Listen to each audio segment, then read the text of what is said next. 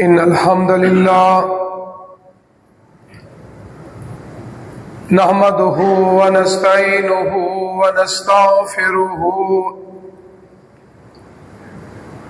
ونعوذ بالله من شرور أنفسنا ومن سيئات أعمالنا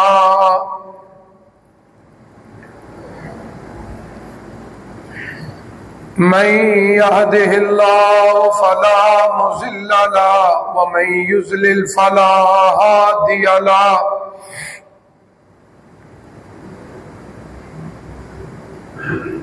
أشهد أن لا إله إلا الله وحده لا شريك له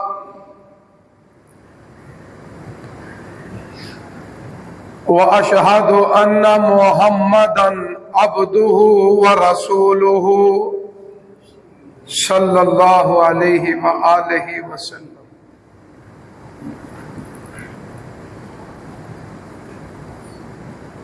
يا أيها الذين آمنوا اتقوا الله حق تقاته ولا تموتن إلا وأنتم مسلمون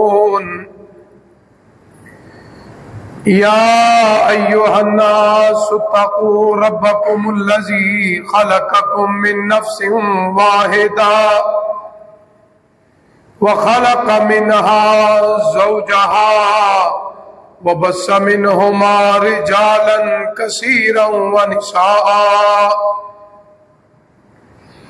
واتقوا الله الذي تساءلون به والأرحام إن الله كان عليكم رقيبا يا أيها الذين آمنوا اتقوا الله وقولوا قولا سديدا يصلح لكم أعمالكم ويغفر لكم ذنوبكم ومن يطع الله ورسوله فقد فاز فوزا عظيما أما بعد فإن خير الحديث كتاب الله وخير الهدي هدي محمد صلى الله عليه وآله وسلم وشر الأمور محدثاتها وكل محدثة بدعة وكل بدعة ضلالة وكل ضلالة في النار إن الله وملائكته يصلون على النبي يا أيها الذين آمنوا صلوا عليه وسلموا تسليما اللهم صل على محمد وعلى آل محمد كما صليت على إبراهيم وعلى آل إبراهيم إنك حميد مجيد اللهم بارك على محمد وعلى آل محمد كما باركت على إبراهيم وعلى آل إبراهيم إنك حميد مجيد اللهم ربنا آتنا في الدنيا حسنة وفي الآخرة حسنة وقنا عذاب النار ربنا ظلمنا أنفسنا وإن لم تغفر لنا وترحمنا لنكونن من الخاسرين اللهم اشف مرضانا ومرضى المسلمين اللهم يا قاضي الحاجات اقض حاجاتنا وحاجات المسلمين ربنا هب لنا من أزواجنا وذرياتنا قرة أعين واجعلنا للمتقين إماما یا حی یا قیوم یا حی یا قیوم یا حی یا قیوم برحمتک نستغیث حسبنا اللہ سیؤتینا اللہ من فضلہ ورسولہ انا الی اللہ راغبون وارنا مناسکنا وتب علینا انک انت التواب الرحیم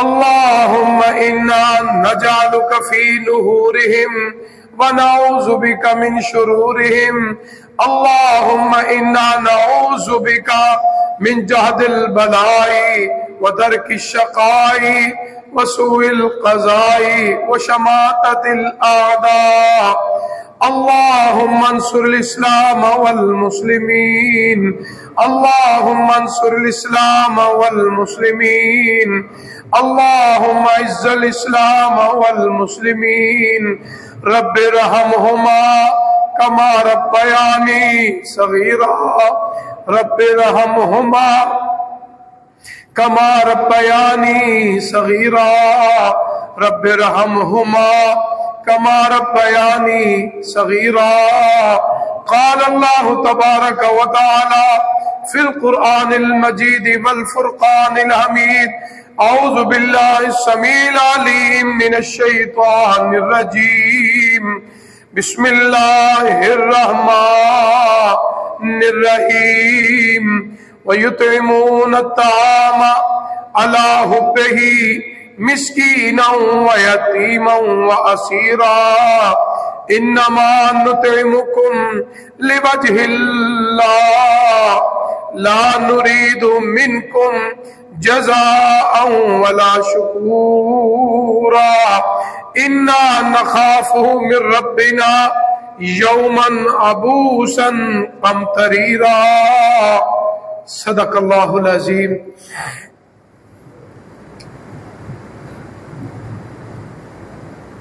مساکین اور یتیموں کو کھانا کھلانے والے،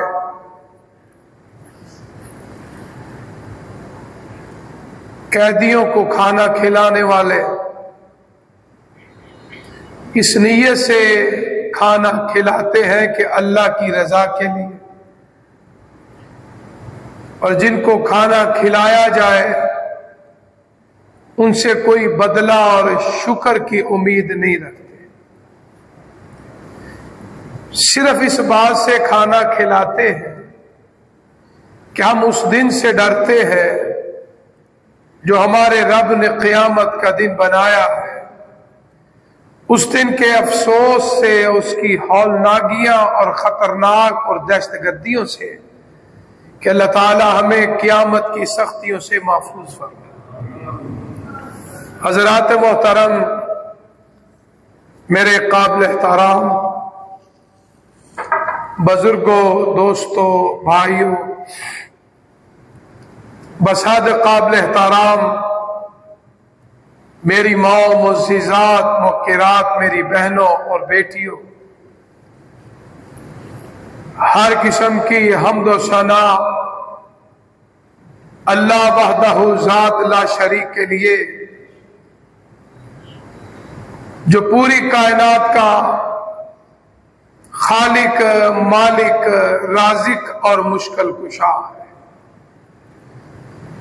لا تعداد بے شمار انگن درود و سلام امام الانبیاء والمرسلین، خطیب الانبیاء والمرسلین، خاتم الانبیاء والمرسلین، سید الانبیاء والمرسلین، سید الثقلین، ساقی حوض کوثر، شفیع المذنبین، رحمت للعالمین، جناب محمد الرسول اللہ صلی اللہ علیہ وآلہ وسلم کی ذات برکات پر۔ حضرات محترم، ربیع الاول کا مہینہ ہے، آپ کی ولادت کا ماہ مبارک ہے. دنوں میں اختلاف ہو سکتا ہے، مہینے میں اور دن میں کوئی اختلاف نہیں کہ سوموار کا دن. اس مہینے کے اندر جو خاص میرے لیے آپ کے لیے جو پیغام ہے، پہلی بات تو یہ ہے کہ بلوغت سے لے کر آخری سانس تک میری اور آپ کی زندگی کا مقصد اللہ کی عبادت ہے، اور اس عبادت کے اندر اللہ کا ذکر ہے اور ذکر مصطفیٰ ہے صلی اللہ علیہ وآلہ وسلم. ہر حال میں درود و سلام پڑھنا بہت ضروری ہے، لیکن اس ماہ مبارک میں جس طرح جمعے والے دن کثرت سے درود پڑھنے کا حکم ہے، اس ماہ مبارک میں بھی کوشش کیا کرو زیادہ سے زیادہ درود پڑھا جائے، کیونکہ اللہ کا یہ بہت بڑا انعام اور نعمت ہے کہ اللہ تعالیٰ نے مجھے اور آپ کو ہمارے آباء و اجداد کو اس نبی کا امتی غلام بنایا ہے کہ آپ جیسا نبی اور رسول نہ آیا ہے، نہ آئے گا، نہ اس کے بعد ہوگا. وَرَفَعْنَا لَكَ ذِكْرَكَ. تو اس لیے یہ ماہ مبارک، آئندہ خطبہ جمعۃ المبارک میری اور آپ کی زندگی میں انشاءاللہ ضرور آئے گا. تو ولادت کا دن، ولادت مصطفیٰ صلی اللہ علیہ وآلہ وسلم سے تفصیلی ذکر ہوگا. تو آج کے خطبہ میں خلفائے راشدین میں سے گزشتہ خطبہ جمعہ میں جناب عثمان غنی رضی اللہ تعالی عنہ کی وہ عظمتیں، وہ فضیلتوں کو ذکر کیا گیا. آج اللہ کے نبی کے دوسرے داماد خلیفہ رابعہ، چوتھا خلیفہ، جن کو خلفائے راشدین میں سے بہت بڑا مقام ہے، صحابہ کرام نفوس قدسیہ، ان کے اندر بھی بہت بڑا اعزاز ہے. اللہ کے نبی کی لاڈلی بیٹی جناب فاطمۃ الزہرا رضی اللہ تعالی عنہا کے سرتاج ہے. یہ ایک بہت بڑا اعزاز جناب علی رضی اللہ تعالی عنہ کا ہے.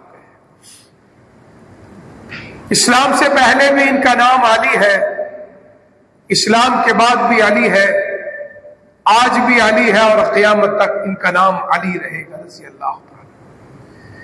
بعض مورخین نے ایک بہت بڑی بات لکھی ہے، ایک اندازہ ہے، ممکن ہے کہ غلط بھی ہو سکتا ہے، کہ اس دور کے اندر صحابہ کرام رضوان اللہ علیہم اجمعین میں آپ صلی اللہ علیہ وسلم کی زندگی کے اندر مورخین لکھتے ہیں کہ علی کے سوا کوئی اور علی کے نام کا صحابی نہیں تھا.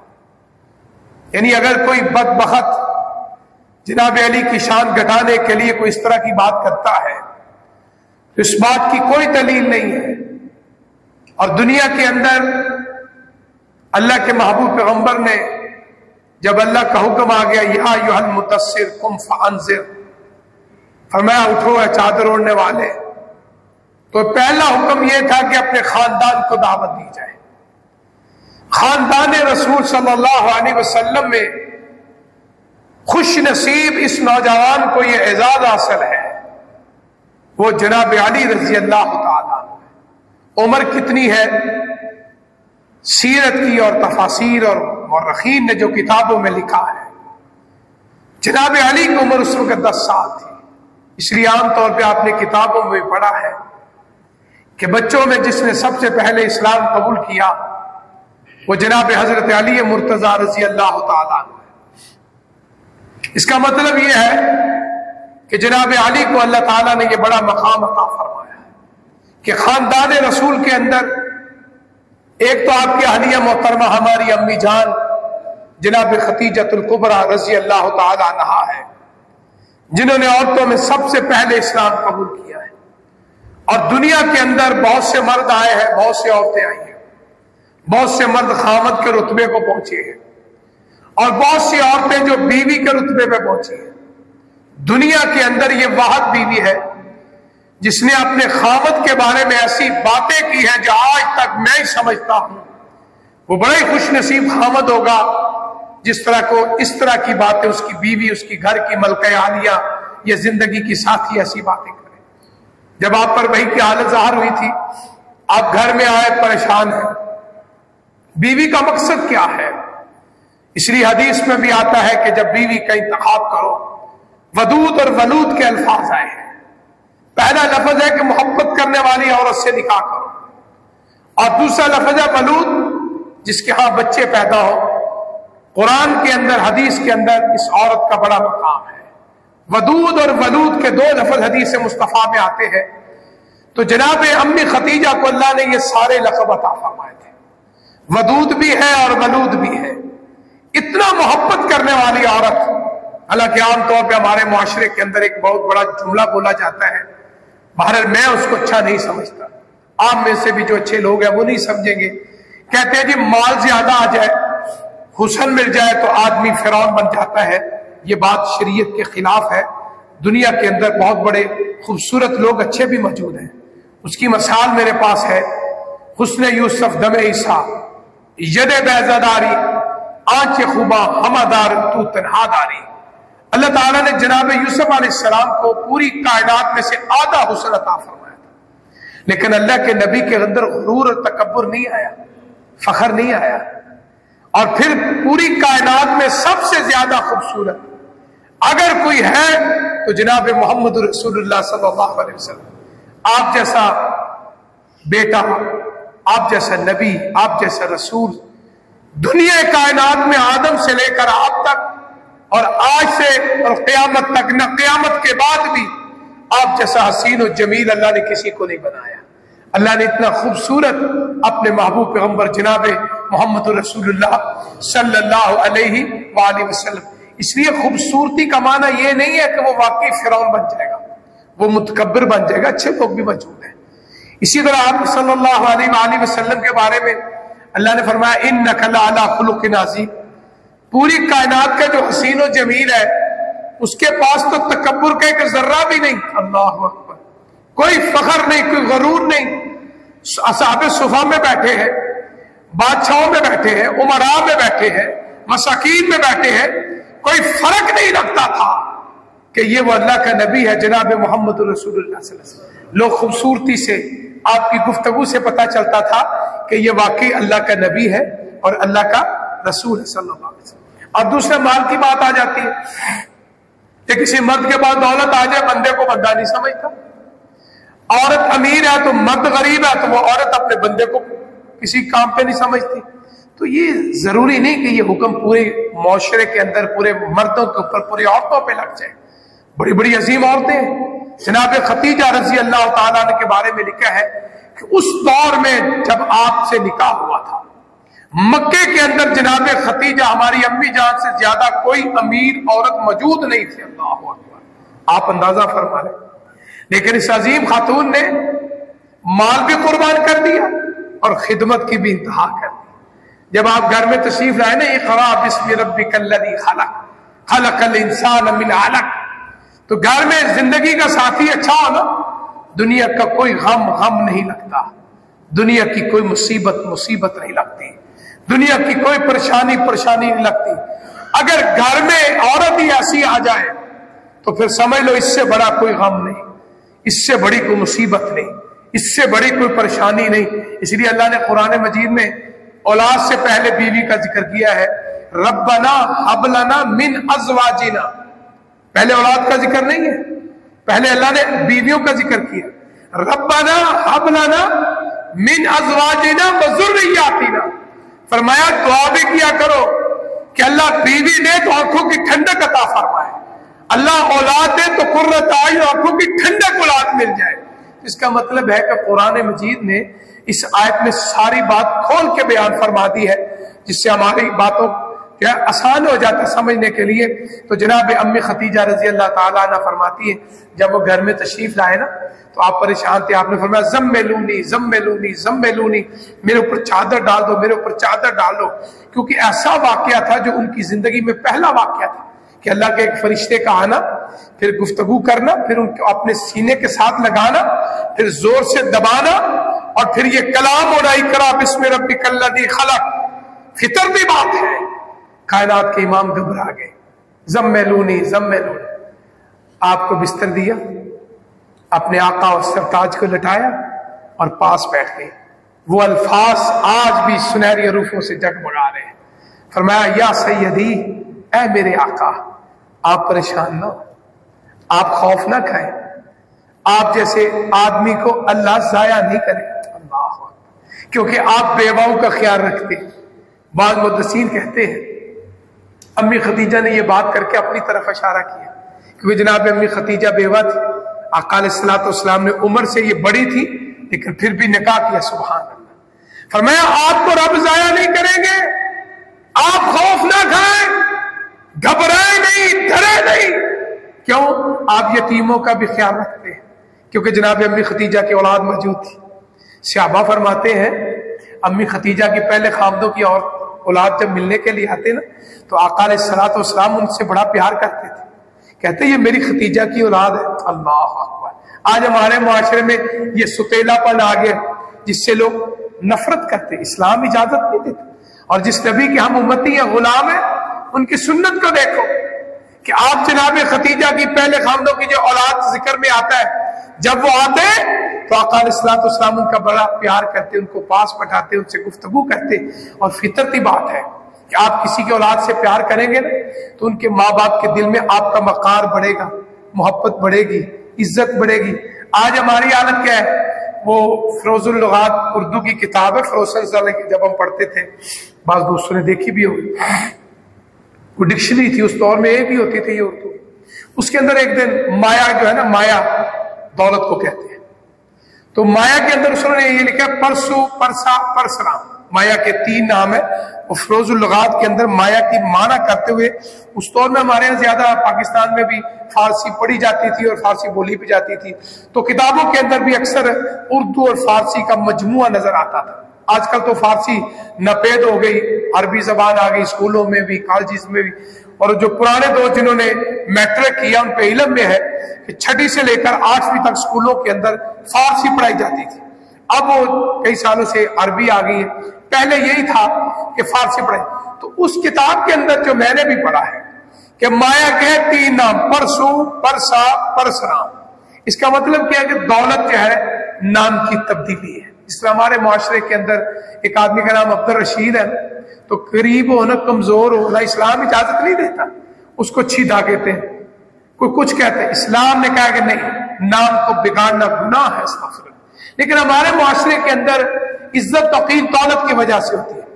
اگر اس کے بعد پیسے ہیں تو اس کو عبد الرشید کہیں گے، اگر اور پیسہ آ گیا تو میاں عبد الرشید کہنا شروع کر دیں گے، اور پیسہ آ گیا تو شیخ میاں عبد الرشید۔ جس طرح آج کل ہمارے یہاں اکثر ایک جملہ بولا جاتا ہے کہ ایک آدمی حج کر کے آتا ہے، اس کو کہتے ہیں حاجی عبد الرشید، میں ایک نام لے رہا ہوں معذرت کے ساتھ، اگر وہ زیادہ حج کر اس کو الحاج کہتے ہیں۔ اللہ، اسلام میں ایسی کوئی بات نہیں۔ 1,24,000 سے بڑھ کے حج کیا نا، کسی صحابی کے ساتھ حج لکھا ہو، کوئی آپ کے حاجی ابو بکر صدیق رضی اللہ تعالیٰ، اللہ سب سے پہلے حج کا خطبہ دینے والے حضرت ابو بکر صدیق رضی اللہ تعالیٰ نے، اور جناب علی رضی اللہ تعالیٰ نے، انہوں نے بھی آپ کے ساتھ حج کیا، میدان عرفات میں موجود تھے۔ تو کبھی کسی کتاب میں آپ نے پڑھا حاجی علی رضی اللہ تعالیٰ یا حاجی عمر رضی اللہ تعالیٰ یا حاجی عثمان غنی رضی اللہ، کسی، بلکہ خود کائنات کے امام جناب محمد رسول اللہ صلی اللہ علیہ وسلم نے جس وقت آپ نے حج کیا سن 10 ہجری کے اندر، کسی سیرت کی کتاب میں، کسی تاریخ کی کتاب میں، کسی تفسیر کی کتاب میں کہیں لکھا ہو حاجی محمد صلی اللہ علیہ وسلم۔ اس کا مطلب ہے یہ اس طرح تو کھڑے ہو گئے جو نماز پڑھتا ہے تو پھر نمازی محمد، 5 نمازیں پڑھتا ہے نمازوں والا محمد، نہیں، یہ اسلام میں ایسی کوئی بات نہیں ہے۔ یہ ہمارے معاشرے کے اندر دیکھا دیکھی رسم و رواج شروع ہو گئے۔ اچھا، بعض لوگ اور بھی آگے، وہ حج ناوی نہیں کرتے، گھر میں ایک حاجی کے وہ سارے حاجی بن جاتے ہیں۔ تو جس طرح میں نے کہا نا مایا کے 3 نام، پرسو، پرسا، پرسرام، تو یہ دولت کے نام ہے، اسلامی چیز نہیں۔ جب جتنی زیادہ انسان کو اللہ عزت دے، منصب دے، رتبہ دے، خوبصورتیاں دے، مال دے، تو اللہ کیا کہتے ہیں ان اکرمکم عند اللہ اتقاکم۔ اس کی مثال ہمارے بزرگ دیا کرتے تھے، یہ جو بیری کا درخت ہے، جتنا زیادہ پھل لگتا ہے اتنا ہی زیادہ وہ جھک جاتا ہے۔ اللہ اکبر، یعنی دیکھو یہ سمجھنے کا انداز ہے نا، गर्दन में सरिया नहीं होना चाहिए। अल्लाह को ये अदा पसंद नहीं है, इसलिए इस्लाम का हुक्म नमाज में कहां निगाह रखनी है? सजदे की जगह पे। इसमें हिकमत क्या है कि अल्लाह को ये आकड़ पसंद नहीं। तकब्बुर अल्लाह की सिफ्त है, मखलूक की सिफ्त नहीं है। इसका मतलब है जो बंदा तकब्बुर करता है वो अल्लाह की चादर को हाथ डालता है, तो फिर अल्लाह का अज़ाब क्या है? इन्ना बत्श रब्बिका लशदीद, अस्तगफिरुल्लाह। बड़ा बड़ा मुतकब्बिर आज उनका नामो निशान मिल चुका है। इसलिए अपने अंदर तकब्बुर की बड़ी किस्में हैं, और सबसे छोटी तकब्बुर की मैं मिसाल आपको देता हूं। अपने सामने वाले आदमी को हकीर जानना भी तकब्बुर है। किसी रिश्तेदार को हकीर जानना यह भी तकब्बुर है। अपने किसी मतहत मुलाजिम को हकीर जानना यह भी तकब्बुर है। यानी किसी इंसान को अपने से हकीर जानना, कमतर समझना, यह तकब्बुर है। यह भी तकब्बुर की किस्म में आता है। तो अल्लाह ताला मुझे और आपको, हमारी नस्ल को हर किस्म के तकब्बुर से महफूज फरमाए। तो ये नमाज के अंदर ये हिकमत है। देखो आप सुनते पढ़ते हैं, नफल पढ़ते हैं, फर्ज पढ़ते हैं। एक आदमी नमाज पढ़ता है, अगर ऐसे देखेगा तो नमाज नहीं होगी उसकी। इस्लाम का हुक्म क्या है? फरमाया सजदे की। क्या मतलब? आंखें झुका के रखे, गर्दन को झुका के रखे। किस बारगाह में खड़ा है? अल्लाह की बारगाह में खड़ा है। इसलिए तकब्बुर अल्लाह की सिफ्त है, बंदों की सिफ्त नहीं है। तो अम्मी खदीजा क्या फरमा रही है? यतीमों का ख्याल रखते हैं, बेवाओं का ख्याल रखते हैं, भूखों को खाना खिलाते हैं, प्यासों को पानी पिलाते हैं, लोगों के काम करते हैं, लोगों की हमदर्दियां करते हैं। जब इतनी बातें बीवी तारीफ कर दे ना, बीवी अपने खावंद की सारी थकावट दूर हो जाती है। ये एक फितरती अमर है। अल्लाह ने इसीलिए कहा लिबासुल्लाकुम व अंतुम लिबासुल्लाहुम। लिबास का माना क्या है?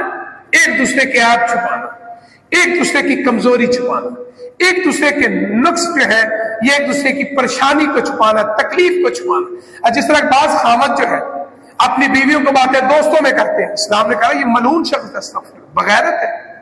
इस तरह अगर कोई औरत अपने खामद की बातें अपनी सहेलियों में करती है, इस्लाम ने सख्ती से दरवाजा बंद किया। हर वो दरवाजा बंद किया है जिससे मियां बीवी के दिल में नफरत पैदा हो, शक पैदा हो, शुबा पैदा हो। तो जनाब अम्मी खदीजा रजी अल्लाह तआला अन्हा कितनी खूबसूरत बातें की है। तो इसलिए औरतों में पहली, बच्चों में जनाब अली रजी अल्लाह तआला। बात मैं ये कर रहा था कि इस्लाम से पहले भी अली है, इस्लाम के बाद भी अली है, आज भी अली है और क़यामत तक अली है, और क़यामत के बाद भी नाम अली रजी अल्लाह तआला। इनके वालिद मोहतरम के बारे में आता है, असल नाम उनका अब्द मुनाफ था, जिनको आप लोग अबू तालिब के नाम से जानते हैं। इतने वो हमदर्द आपके चाचा थे, बल्कि इस खानदान ने अल्लाह के रसूल सल्लल्लाहु अलैहि वसल्लम की बड़ी खिदमत की है। जनाब अली की वालदा का नाम फातिमा बिन्त असद आता है रजी अल्लाह तआला अन्हा। इस्लाम इन्होंने कबूल कर लिया था। तो ये जनाब अबू तालिब को अल्लाह ने 4 बेटे अता फरमाए थे। बड़े का नाम तालिब था, जिससे अबू तालिब कहते हैं, क्योंकि मैंने बताया उनका असल नाम अब्द मनाफ था। मनाफ बुत का नाम था, क्योंकि उस दौर में लोग नाम इस तरह के रखते थे, अब्दुल उज़्ज़ा, अब्दुल लात, अब्द मनाफ। तो मनाफ का बंदा कहते थे, लेकिन तारीख के अंदर इनका नाम अबू तालिब इसलिए कि इनके बड़े बेटे का नाम तालिब था। और उसके बाद इनके एक बेटे का नाम अकील था, एक बेटे का नाम जाफर था, सबसे छोटे जनाब अली थे रजी अल्लाह तआला। अब इन 4 बेटों में तारीख के अंदर आता है कि 3 बेटों ने इस्लाम कबूल किया, जनाब अकील रजी अल्लाह तआला, जनाब जाफर रजी अल्लाह तआला, और जनाब हजरत अली मुर्तजा रजी अल्लाह तआला। और जनाब अली की 2 बहनें थी, एक का नाम आता है उम्मे हानी, एक का नाम आता है जमाना। उम्मे हानी और जमाना दोनों मुसलमान रजी अल्लाह तआला। उम्मे हानी के बारे में तो यह भी आता है कि इनकी बड़ी लंबी उम्र हुई है। जनाब अली की जो हमशीरा थी, अल्लाह के रसूल सल्लल्लाहु अलैहि वसल्लम से बड़ा अकीदत था, क्योंकि उन्होंने जब आप अपने चचा और चाची के पास रहते थे ना, तो उम्मे हानी बड़ी थी, तो इन्होंने आका अलैहिस्सलातु वस्सलाम की बड़ी खिदमत की थी। अल्लाह अकबर। एक तो यतीम थे, दूसरा दादा का हुक्म भी था, वसीयत भी थी कि इसका ख्याल रखना है। तो जनाब अबू तालिब ने इतना ख्याल अपनी औलाद का नहीं रखा जितना जनाब मोहम्मद रसूलुल्लाह सल्लल्लाहु अलैहि वसल्लम का। उम्मे हानी के बारे में तारीख में आता है रजी अल्लाह तआला अन्हा, जब मक्का फतह हुआ तो आका अलैहिस्सलातु वस्सलाम सबसे पहले उम्मे हानी के घर में गए रजी अल्लाह तआला। बुढ़िया हो चुकी थी, कमजोर हो चुकी थी, दुबला पतला इनका जिस्म हो चुका था उम्र के साथ। घर में गए तो उन्होंने उस दौर में जो मशरूब था, तारीख में उसका नाम नहीं आता, सिर्फ پینے والی کوئی چیز تھی. انہوں نے فٹافٹ تیار کیا کہ اللہ کے رسول صلی اللہ علیہ وآلہ وسلم میرے گھر میں تشریف لائے, تیار کر کے آپ کے سامنے پیش کر دیا. تو کائنات کے امام نے فرمایا ام ہانی آپ پہلے پیو. کہنے لگے نہیں میرا روزہ ہے. اور یہاں ایک بہت بڑا امت کے لیے مسئلہ حل ہو گیا. فرمایا ام ہانی فرض روزہ ہے, اس دور میں تو فرض روزہ بھی جو ہے فتح مکہ کے بعد تھا, ہو چکے تھے فرض روزے. پوچھے شاید عورتوں کے روزے ہوتے ہیں, شاید کسی وجہ سے کفر. فرمایا فرض روزہ ہے. فرمایا نہیں نفلی روزہ ہے. فرمایا توڑ دو. بعض محدثین لکھتے ہیں کہ عصر اور مغرب کے درمیان کا وقت تھا, سارا دن گزر چکا تھا, لیکن اللہ کے رسول صلی اللہ علیہ وآلہ وسلم نے فرمایا ام ہانی نفلی روزہ توڑ دو, کیونکہ نفلی روزہ توڑنا جائز ہے اور نفلی روزے کی قضا نہیں ہے. فرض روزہ ٹوٹ جائے نا اس کی قضا رکھنی پڑتی ہے. کسی نظر کا روزہ رکھے ٹوٹ جائے تو اس کا رکھنا پڑے گا, کوئی نظر پوری کرنے کا حکم. نفلی روزہ اگر کسی وجہ سے ٹوٹ جائے تو اس کی قضا نہیں ہے, انشاءاللہ اللہ اس کو نفلی روزے کا ضرور ثواب عطا فرمائے. ام علی کہتی ہیں رضی اللہ تعالی عنہا جب میں نے کہا یا محمد صلی اللہ علیہ وآلہ وسلم میرا روزہ ہے, فرمایا روزہ توڑ دو. حکم رسول تھا میں نے توڑ دیا. فرمایا پہلے آپ پیو. سبحان اللہ, یہ ہے بڑوں کا ادب. اس لیے کہتے ہیں ماں باپ ہو جو پالنے والا جو محسن ہو نا اس کی عزت اس طرح کرتے ہیں. کائنات کا ہر عمل ہمارے لیے سنت ہے. آپ میں ام ہانی پہلے تم پیو. ام ہانی کہتے ہیں میں نے پہلے روزہ توڑا پیا, پھر آقا علیہ الصلوۃ والسلام, اس دور میں برتن بھی وہ مٹی کے ہوتے ہوں گے, تو آپ نے اپنے ہونٹ مبارک رکھ کے وہ پانی پیا. تو پھر جناب ام ہانی کہنے لگے آج اللہ کے نبی صلی اللہ علیہ وآلہ وسلم میرے گھر میں تشریف لائے, چند سے بھی خوبصورت, سورج پوری کائنات سے خوبصورت ہے, میرے گھر میں جگمگ ہے. تو میں نے کہا یا محمد صلی اللہ علیہ وآلہ وسلم میں بہت کمزور ہو چکی ہوں, لمبا قیام نہیں ہوتا, کھڑے ہو کے ذرا عبادت نہیں ہوتی, میری ہڈیاں کمزور ہو گئی ہیں, جوڑ کمزور ہو گئے ہیں, بوڑھی ہو گئی ہوں, ضعیف ہو گئی ہوں, مجھے کوئی ایسی بات خاص بتا دو جو میرے لیے نا ساری چیزوں کا کفارہ بن جائے, مجھے اللہ اتنا ہی ثواب عطا فرمائے. آقا علیہ الصلوۃ والسلام مسکرائے, فرمانے لگے ام ہانی رضی اللہ تعالی 100 مرتبہ سبحان اللہ پڑھ لیا کر, 100 مرتبہ الحمدللہ پڑھ لیا کر, 100 مرتبہ اللہ اکبر پڑھ لیا کر, 100 مرتبہ لا الہ الا اللہ پڑھ لیا کر. انشاءاللہ اللہ تعالیٰ تجھے اتنا ہی ثواب عطا فرمائے گا جتنی تو توانائی طاقت میں عبادت کرتی تھی, اللہ اتنا ہی اجر عطا فرمائے گا. اللہ ام ہانی کہتے ہیں میں بڑی خوش ہوئی کہ اللہ کے رسول صلی اللہ علیہ وآلہ وسلم آپ نے مجھے خاص وظیفہ بتا دیا. یہ وہی بات ہے کہ جناب حضرت موسیٰ علیہ السلام جس وقت اللہ سے گفتگو کر رہے تھے نا, کلم اللہ موسیٰ تکلیما, تو بڑے لاڈ پیار سے باتیں ہو رہی تھی. تو جناب موسیٰ علیہ السلام نے سمجھا, پہلے تو ڈر گئے تھے, پھر بات شروع ہو گئی تو پھر آہستہ آہستہ خوف ختم ہو گیا. تو فرمانے لگے اللہ میرا دل کرتا ہے مجھے خاص کو وظیفہ بتاؤ, خاص VIP جو صرف میں کروں کوئی اور نہ کرے. تو اللہ نے کیا فرمایا تھا, فرمایا میرے موسیٰ لا الہ الا اللہ کا وظیفہ کیا. موسیٰ علیہ السلام فرمانے لگے اللہ یہ تو سارے بندے کرتے ہیں, میں تو خاص وظیفہ چاہتا ہوں. فرمایا میرے موسیٰ تو اس کو خاص نہیں سمجھتا, یہ پورا لا الہ الا اللہ جو جملہ ہے نا اگر ایک پلڑے میں رکھا جائے اور پوری کائنات کی بنائی ہوئی میری جتنی چیزیں ہیں اس کو ایک پلڑے میں رکھا جائے, لا الہ الا اللہ کا وزن پھر بھی بھاری ہے. ادھر اللہ کا نبی رب سے پوچھ رہا ہے, ادھر ام ہانی علی کی بہن آقا علیہ الصلوۃ والسلام سے پوچھ رہی ہے. تو اس لیے آپ بھی کوشش کیا کرو کہ اللہ تعالیٰ مجھے اور آپ کو اس طرح کے اذکار جن کا ثبوت حدیث میں بھی ملتا ہے اور گنتی بھی مل رہی ہے کہ 100 مرتبہ سبحان اللہ, 100 مرتبہ الحمدللہ, 100 مرتبہ اللہ اکبر, 100 مرتبہ لا الہ الا اللہ جو ہے گھر میں پڑھو, دفتر میں پڑھو, راستے میں پڑھو, اپنی بیوی کو اپنے بچوں کو پڑھاؤ. انشاءاللہ اللہ ہماری ساری کمیاں کوتاہیاں سستیاں اور کمزوریاں اللہ دور فرما دے. دیکھو نا بعض بزرگ ہیں میرے دوست کسی وجہ سے, بیماری کی وجہ سے یا موروں کی ہڈیوں کی وجہ سے یا دمچی کی وجہ سے وہ کھڑے نہیں ہو سکتے, اٹھنا بیٹھنا مشکل ہے.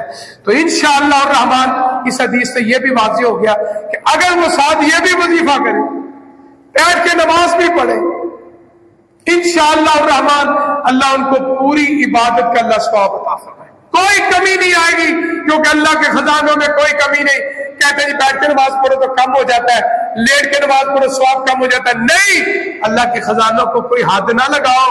اللہ کے خزانوں کا کوئی بارڈر نہیں ہے، فرمایا رب دینے والا ہے اور بندہ لینے والا ہے۔ اس لیے جب بھی اللہ سے مانگو اعلیٰ سے اعلیٰ چیز مانگو، اللہ سے بڑا کوئی دربار نہیں ہے نہ کوئی دے سکتا ہے، اس لیے جب بھی مانگو جنت الفردوس مانگو، جب بھی مانگو اللہ سے اعلیٰ نعمت مانگو۔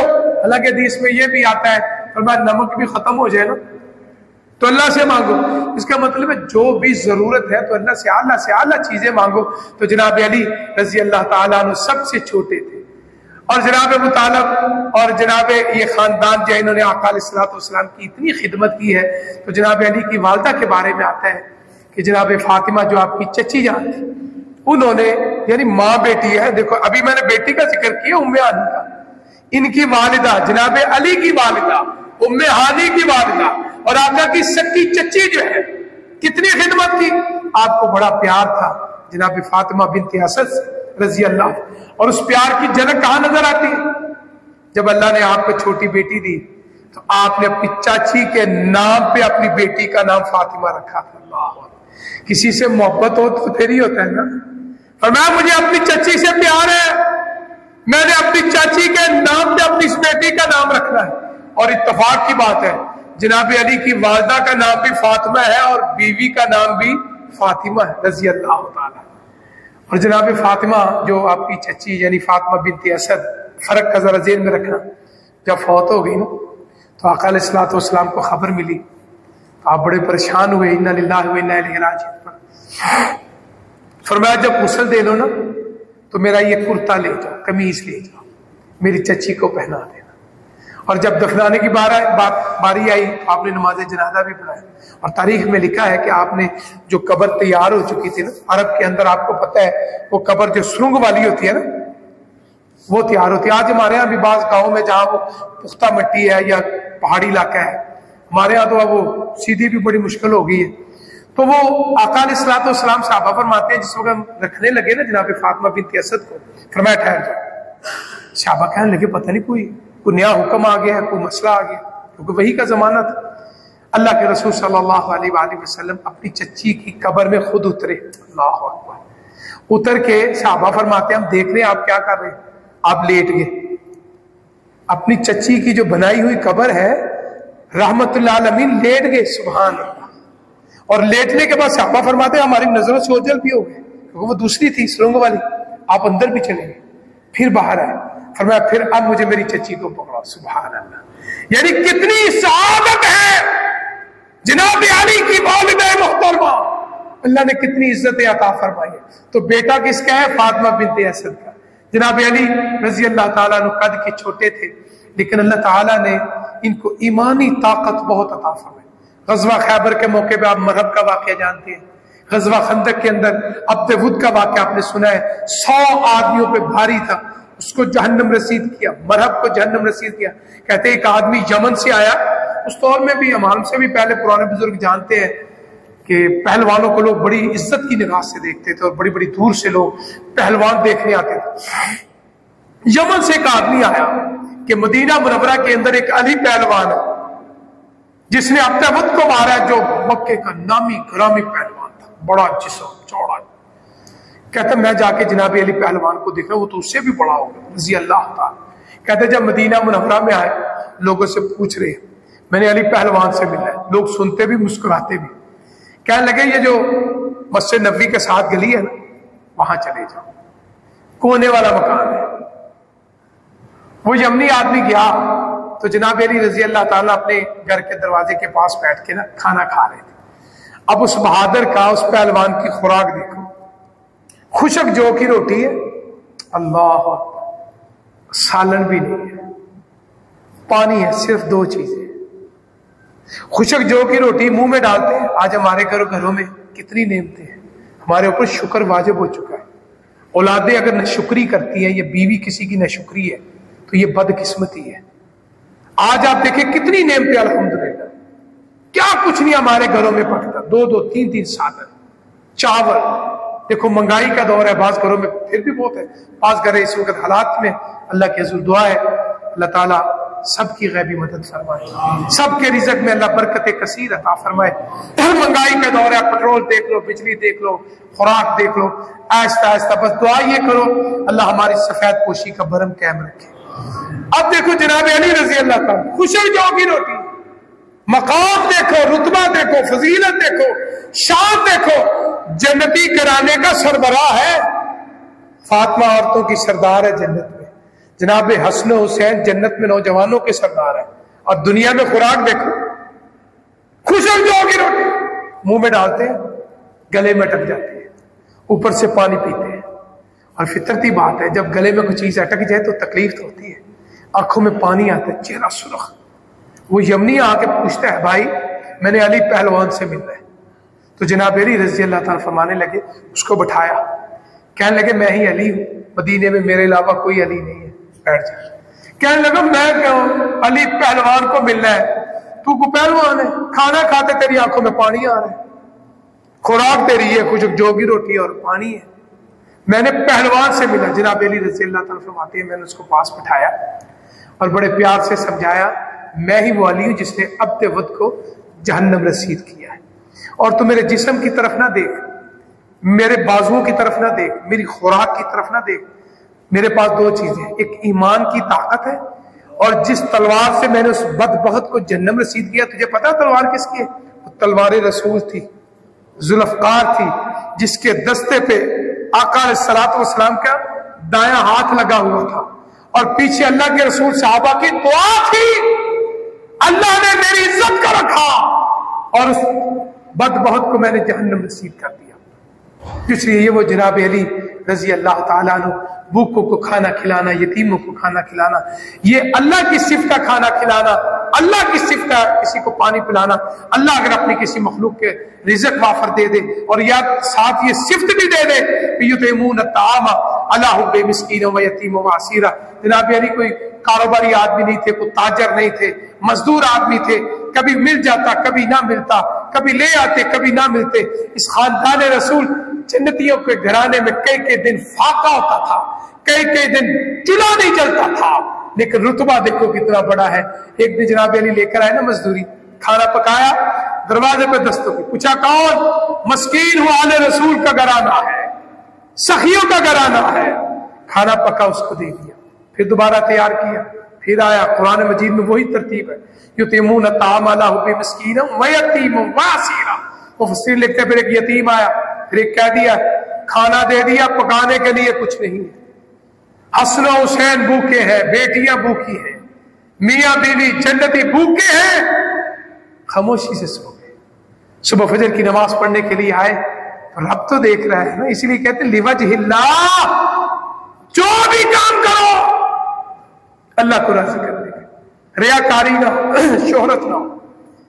کہتے ہیں صبح نماز پڑھی، آقا علیہ السلام نے بلایا، فرمایا علی تمہیں مبارک ہو، جناب فاطمہ کو مبارک، جو تم نے کام کیا ہے عرش والے رب نے اتنا پسند کیا ہے کہ قرآن کی آیت بنا کے نازل فرما دی، قیامت تک کے لیے ذکر ہے۔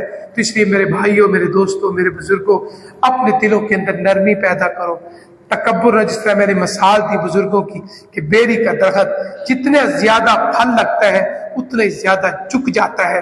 اگر اللہ نے کو منصب دیا ہے، اللہ نے آپ کو رزق دیا ہے، اللہ نے آپ کو عزتیں دی ہے، اللہ نے آپ کو حسن و جمال دیا ہے، اللہ نے آپ کو نعمتیں دی ہیں، تو پھر اللہ کی مخلوق کو حقیر نہ جانو، اللہ کی توفیق اس کا شکریہ ادا کرو۔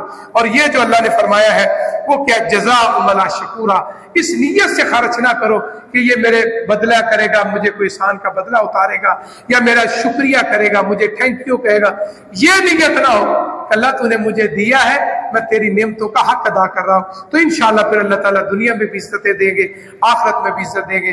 اللہ کے حضور دعا ہے اللہ تعالیٰ جو سنایا اللہ مجھے اور آپ کو اس پہ عمل کرنے کی توفیق عطا فرمائے۔ وآخر دعوانا ان الحمدللہ رب العالمین، سبحان ربک رب العزت عما یصفون وسلام علی المرسلین الحمدللہ رب العالمین۔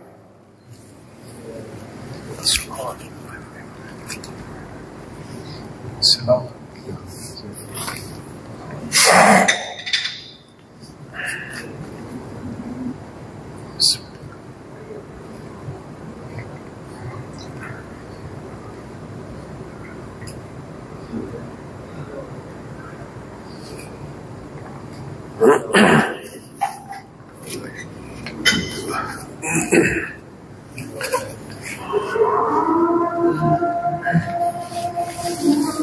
اذان ختم ہونے تو چلو دعا کریا کرو دونوں خطبے کے درمیان دعا دی قبولیت ہے رب کو رج رج کے دعا کرو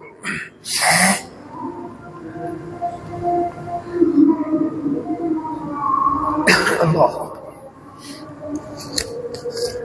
فی الدنیا حسنۃ اشرح لي صدري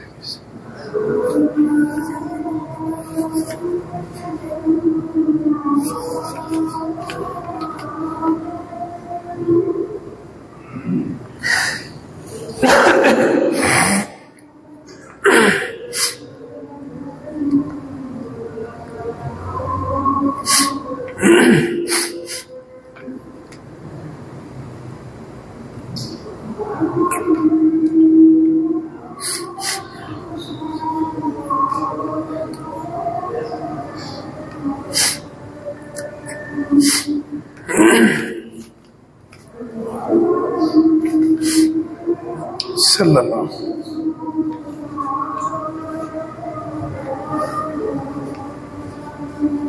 اشہد ان محمد